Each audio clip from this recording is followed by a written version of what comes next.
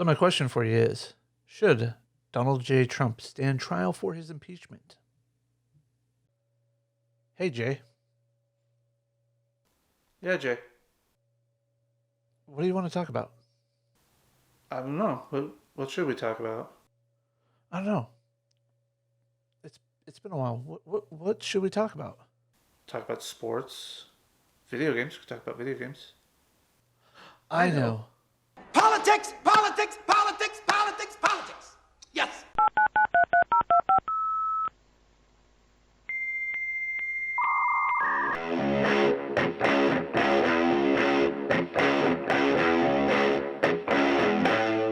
Greetings, program. Well, before you start typing your answers, which I'm sure many of you already are, time out. Listen to what I have to say. You may agree with me, you may not agree with me, and that is okay. That is the purpose of public discourse. That is the purpose of my channel, is to allow you to hear an idea that you don't normally, or not that you don't normally hear, but that you normally wouldn't consider. So, why do I ask this question? I ask this question because of an interaction between Rand Paul and Chuck Schumer in the Senate today. That was on C-SPAN. And I think that Rand Paul actually describes the situation quite well. Chuck Schumer tries to make a little bit of a dig there, but didn't quite go fully into the... Basically, I'm accusing him of the same thing he's accusing Rand Paul of. So let's listen to that clip first. Mr. President. To the Senator from Kentucky. Article 2, Section 4 of the Constitution says, the President, Vice President, and all civil officers of the United States shall be removed from office on impeachment for and conviction of treason, bribery, or other high crimes and misdemeanors. Article 1, Section 3, Clause 6 states, when the President of the United States is tried, the Chief Justice shall preside. As of noon last Wednesday, Donald Trump holds none of the positions listed in the Constitution. He is a private citizen. The presiding officer is not the Chief Justice, nor does he claim to be. His presence and the Chief Justice's absence demonstrate that this is not a trial of the President, but of a private citizen. Therefore, I make a point of order that this proceeding, which would try a private citizen and not a president, a vice president, or civil officer, violates the Constitution and is not in order. Under the precedents of the Senate regarding constitutional points of order, including those of the Senate while sitting as a court of impeachment, the chair submits the question to the Senate. Is the point of order well taken? Mr. President. The Majority Leader. The theory that the impeachment of a former official is unconstitutional is flat out wrong by every frame of analysis: constitutional context, historical practice, precedent, and basic common sense. It's been completely debunked by constitutional scholars from all across the political spectrum. Now, the junior senator from Kentucky read one clause from the Constitution about the Senate's impeachment powers. He left out another from Article 3, Section 2, quote, judgment in cases of impeachment shall not extend further than to removal from office and disqualification to hold and enjoy any office of honor, trust, or profit under the United States, unquote.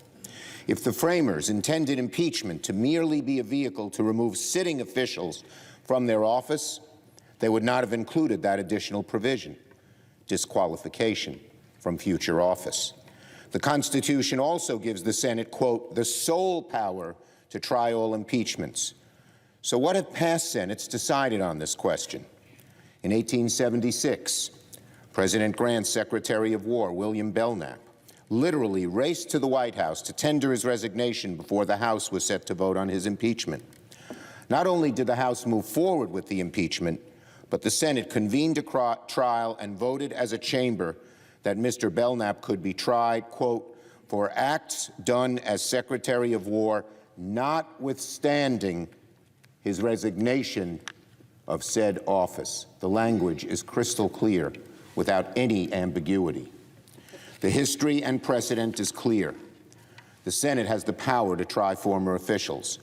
And the reasons for that are basic common sense. It makes no sense whatsoever that a president or any official could commit a heinous crime against our country and then defeat Congress's impeachment powers and avoid a vote on disqualification by simply resigning, or by waiting to commit that offense until their last few weeks in office. The theory that the Senate can't try former officials would amount to a constitutional get-out-of-jail-free card for any president who commits an impeachable offense. Ironically, the senator from Kentucky's motion would do an injury to the Constitution by rendering the disqualification clause effectively moot. So again, by constitutional text, precedent, and common basic sense, it is clearly and certainly constitutional to hold a trial for a former official. Hey guys, this is Editing Jay. I decided after cutting the clip from Rand Paul and Chuck Schumer exchange that I would look to see how the vote went. So let me just show you really quick. And of course I have it on the wrong one, but let me fix that really quick. Let's go with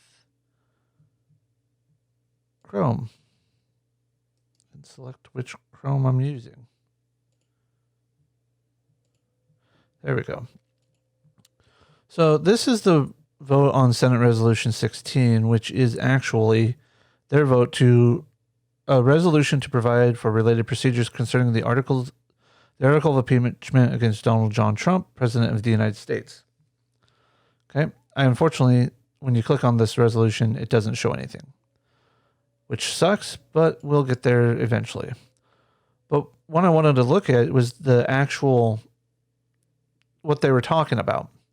The motion to table is the point of order well taken. No issue, no resolution or anything, but the result was agreed to. Was that the point was well taken, but it still was moved on. And you can see that 55 to 45 was the vote.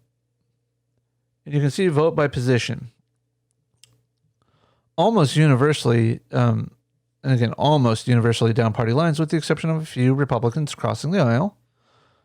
And that is perfectly fine. That's not to say that there isn't. That's not to say there isn't anything wrong with the Republicans voting to impeach him, basically, or to continue with the trial. So, just wanted to throw that out there. Just wanted to add a little bit of context to what I was talking about, because I realized I hadn't done that. I hadn't actually talked about the vote. So, here you go.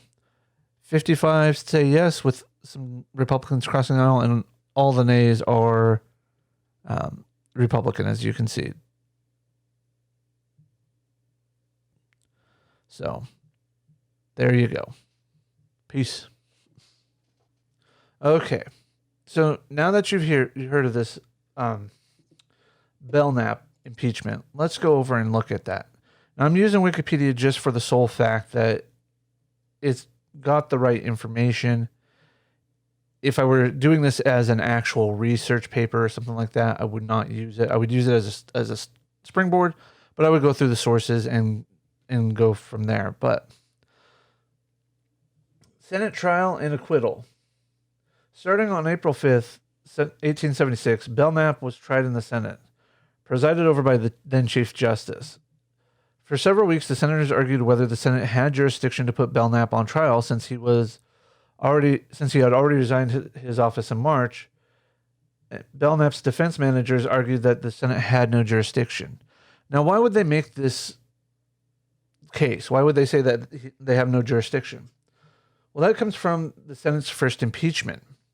We'll go into this a little bit more, but we're going to, I'll just briefly mention it here. William Blount, one of Tennessee's first two senators. Okay. Let's go back to the Belknap case. The Senate ruled by a vote of 37 to 29 that it did. So Belknap was charged with 5 articles of impeachment, and the Senate listened to over 40 witnesses. With 40 votes needed for conviction, the Senate voted 35 to 25 to convict Belknap, with one senator not voting. thus acquitting Belknap of all charges by failing to reach the required two-thirds majority. All the senators agreed that Belknap took the money, which is the corruption charges that he was on, but 23 who voted for acquittal believed that the Senate did not have jurisdiction.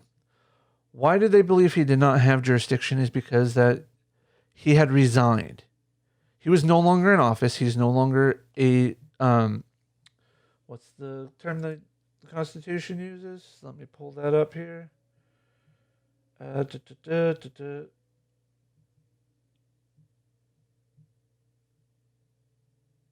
says it here.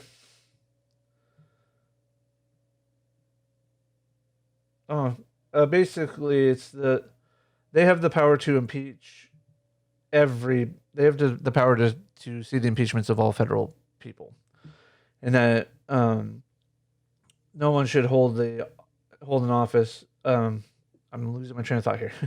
Basically, that the impeachments are to be done in the Senate, so that way they can hold federal officers, civil officers. That's the word I was looking for. The president, vice president, or civil officers. That's what I was looking for. Basically, Belknap was no longer a civil officer of the United States and therefore should not have been impeached. That's what I was trying to go for. Part of the reason why they wanted to impeach him, which is also part of the reason they want to impeach Trump now, is that in cases of impeachment shall not extend to further than the removal of office, which you can't do with Trump in this case, and they couldn't do with Belknap. But also, and it's this classifier, and the disqualification to hold and enjoy any office of honor, trust, or profit under the United States. So, the whole purpose of the impeachment against Donald Trump and Belknap are to basically prevent him from holding office again. So, whether you agree with that or not, that's pretty much what the House and the Senate are doing. The Senate Democrats are doing. Now, let's go back to the Senate's first impeachment. A signer of the Constitution, William Blount, became one of Tennessee's first two senators in 1796.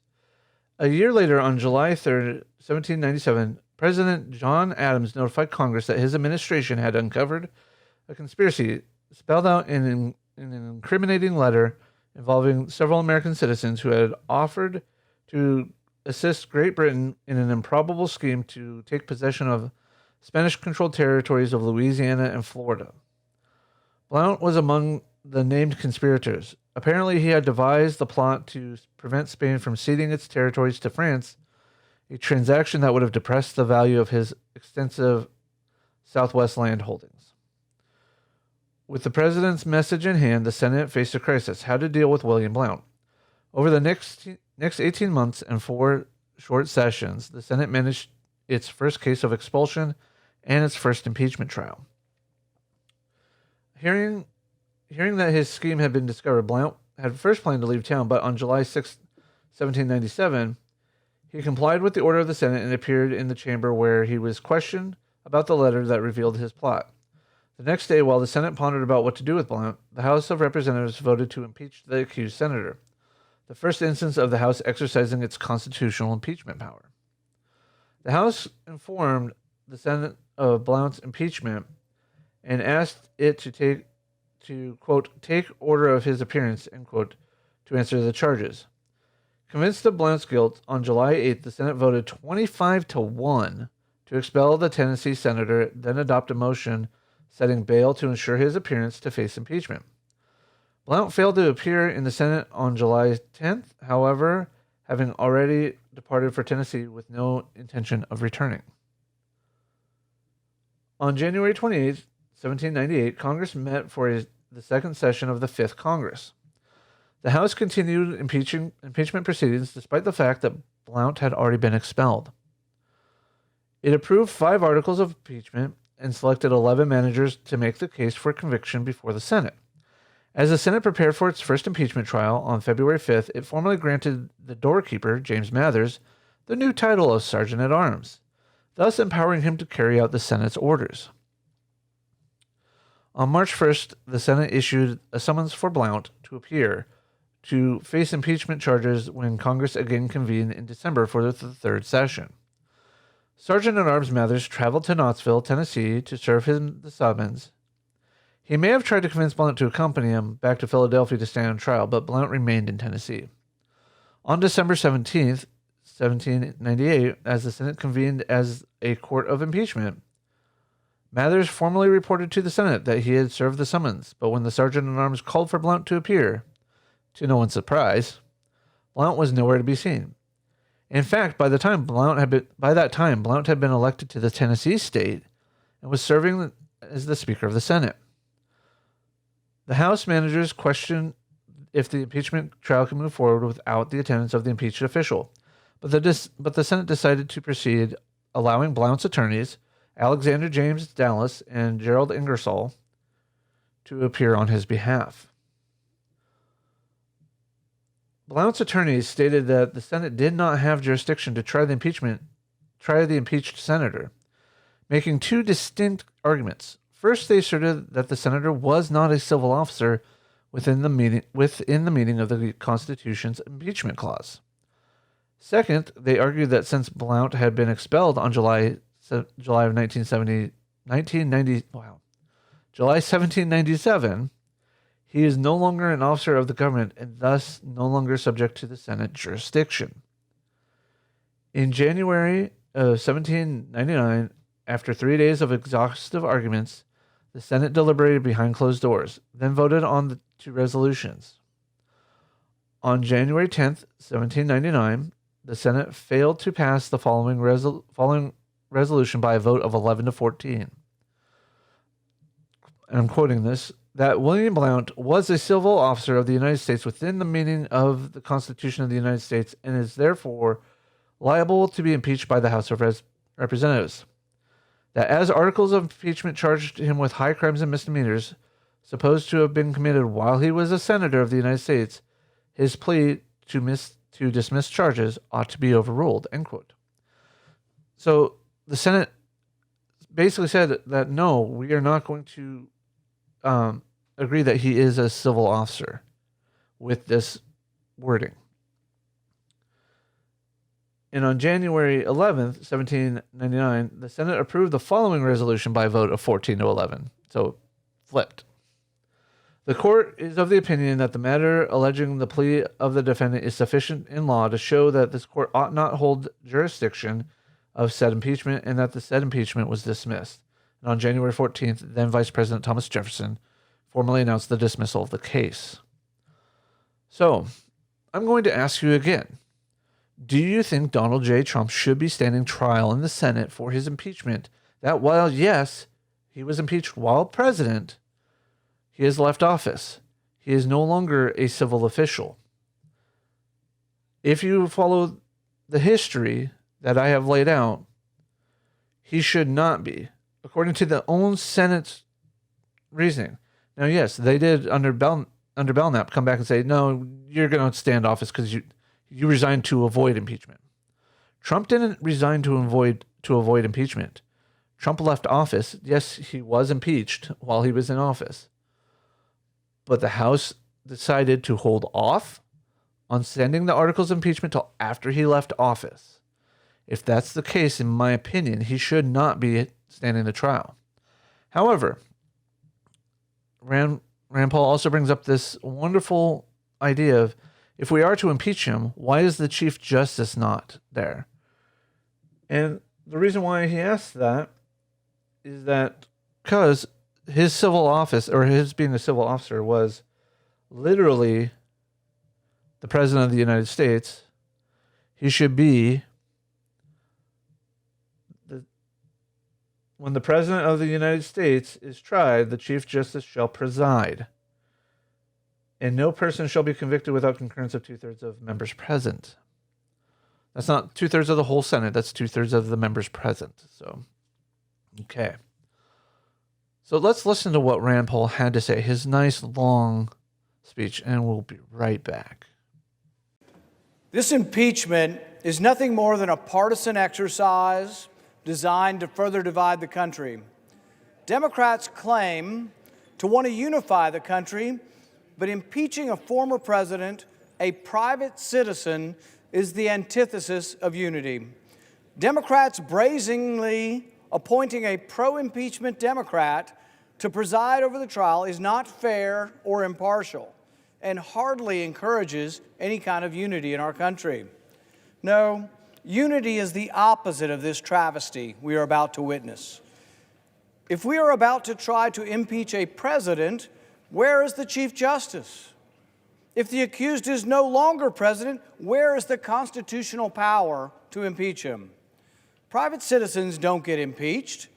Impeachment is for removal from office, and the accused here has already left office. Hyper-partisan Democrats are about to drag our great country down into the gutter of rancor and vitriol, the likes of which has never been seen in our nation's history. Instead of doing the nation's work with their new majorities in the House, the Senate, and the executive branch, Democrats are wasting the nation's time on a partisan vendetta against a man no longer in office. It's almost as if they have no ability to exist except in opposition to Donald Trump. Without him as their boogeyman, they might have to legislate and to actually convince Americans that their policy prescriptions are the right ones. Democrats are about to do something no self-respecting senator has ever stooped to. Democrats are insisting the election is actually not over, and so they insist on regurgitating the bitterness of the election. This acrimony they are about to unleash has never before been tried. Why? Because calmer heads have typically prevailed in our history and allowed public opinion to cast blame where blame is deserved. This sham of an impeachment will ostensibly ask whether the president incited the reprehensible behavior and violence of January 6th, when he said, "I know everyone here will soon march to the Capitol to peacefully and patriotically make your voices heard." Peacefully and patriotically, hardly words of violence. But what of Democrat words? What of Democrat incitement to violence? No Democrat will honestly ask whether Bernie Sanders incited the shooter that nearly killed Steve Scalise and volunteer coach. The shooter nearly pulled off a massacre. I was there because he fervently believed the false and inflammatory rhetoric spewed by Bernie and other Democrats, such as the Republican health care plan for the uninsured is that you die. As this avowed Bernie supporter shot Steve Scalise, nearly killing him, and shot one of our coaches and 2 or 3 of our staff, he screamed, "This is for health care." Ask me or anyone if that's incitement. No Democrat will ask whether Cory Booker incited violence when he called for his supporters to get up in their face of Congress people, a very visual and specific incitement. No Democrat will ask whether Maxine Waters incited violence when she literally told her supporters, and I quote, that if you see a member of the Trump administration at a restaurant, at a department store, at a gas station, or any place, you create a crowd and you push back on them. Is that not incitement? My wife and I were pushed and surrounded and screamed at by this same type of mob that Maxine likes to inspire. It's terrifying to have a swarm of people threatening to kill you, cursing at you, and literally holding you hostage until police come to your rescue. That night we were assaulted by the crowd. I wasn't sure if we'd survive even with the police protection. But no Democrat has ever considered impeaching Maxine for her violent rhetoric. In fact, Republicans, to our credit, have never once thought it legitimate to formally censor or impeach these Democrats. No Republican has sought to use the government to hold these Democrats responsible for Antifa and Black Lives Matter violence that has consumed our cities all summer, resulting in over $1 billion of destruction, looting, and property damage. Not one Republican said, "Oh, let's impeach the Democrats who are inciting this," because it would be ridiculous. Many on the Democrat side of the aisle cheered them on. Kamala Harris famously offered to pay the bill for those who were arrested. I wonder if she'll be brought up on charges of inciting violence for that now that she's vice president. Should Kamala Harris be impeached for offering to pay for violent people to get out of jail who've been burning our cities down? No. And no Republican has offered that, because we're not going down the road that Democrats have decided, this low road of impeaching people for political speech. Should Republicans impeach the Democrat mayor of Seattle, who incited and condoned violence by calling the armed takeover of part of her city a summer of love? Any Republicans try to impeach her? On June 8th, the New York Post, citing U.S. Justice Department statistics, reported that more than 700 law enforcement officers were injured during the Antifa Black Lives Matter riots. There were at least 19 murders, including 77-year-old retired police officer David Dorn. Yet Democrats insist on applying a test of incitement to a Republican that they refuse to apply to themselves. I want the Democrats to raise their hands if they have ever given a speech that says, take back, fight for your country. Who hasn't used the words fight figuratively? And are we going to put every politician in jail? Are we going to impeach every politician who has used the words fight figuratively in a speech? Shame. Shame on these angry, unhinged partisans who are putting forth this sham impeachment, deranged by their hatred of the former president. Shame on those who seek blame and revenge and who choose to pervert a constitutional process while doing so. I want this body on record, every last person here. Is this how you think politics should be? Look, we've now got crazy partisans on the other side of the aisle trying to censor and remove two of the Republican senators for their political position. Now, look, I disagreed. I don't think Congress should overturn the Electoral College. But impeaching or censoring or expelling a member of Congress you disagree with? Is the truth so narrow that only you know the truth? We now have the media on your side saying there is only one set of facts, one set of truth, and you can only interpret it this way. Now we have 7 senators on the other side trying to expel, censor, or impugn 2 senators on this side. And I defend them, not because I defend their position. I disagreed with their position. But you can't impeach, censor, expel people you disagree with. What's this coming to? In a few minutes, I will insist on a vote to affirm that this proceeding we are about to enter is unconstitutional, that impeachment of a private citizen is illegal and essentially a bill of attainder, and that no sense of fairness or due process would allow the judge in the proceeding to be a partisan Democrat already on favor of the impeachment. A sham, this is, a travesty. A dark blot on the history of our country. I urge my colleagues to reconsider this kangaroo court and move forward to debate the great issues of our day. With that, I'd like to relinquish the last moment or two of my time to a senator from Wisconsin. Okay, guys. So I understand that the rules can be changed. They can be altered, and that what the Senate did 200 years ago, almost, well, not almost, but 200 years ago, is not the same as, is not the same that we would want done today, per se. But do we allow our political biases to supersede what precedence has said? And again, it didn't even take them 100 years to want to change that precedent, because again, Henry Belknap, they voted to actually hold the trial. But the thing is that if you look at the title of that CNN video that I did, and I have the link down below, it says more than a third of the senators disapprove of the actual trial. So that means they're following the precedents set by their first impeachment. So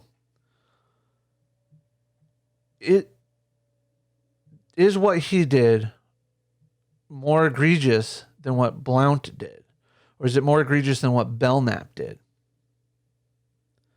You know, one was considered treason against the U.S. government. You know, I don't like defending Trump, but at the same time, if we're going to do things fairly and as unbiased as possible, Chuck Schumer was correct to call out Paul for not including that last part of the Constitution. That it's not just the removal from office. It is also, again, quote, judgment in cases of impeachment shall not extend further than to remove from office and disqualification to hold and enjoy any office of honor, trust, or profit under the United States. And so, and it even goes on to say, but the party convicted shall nevertheless be liable and subject to indictment, trial, judgment, and punishment according to law. So even if convicted under an impeachment trial, they are still eligible to be liable for their criminal activities as well. So, again, should he be tried in the Senate? I say no. I've stated my case why. Should he be held liable for incitement under the law? Going to be hard to prove it, because even Rand Paul has quoted what he said. Granted, he only said it once. He should have said it multiple times throughout his hour-and-a-half long speech. But it's neither here nor there, and it is not for me to decide.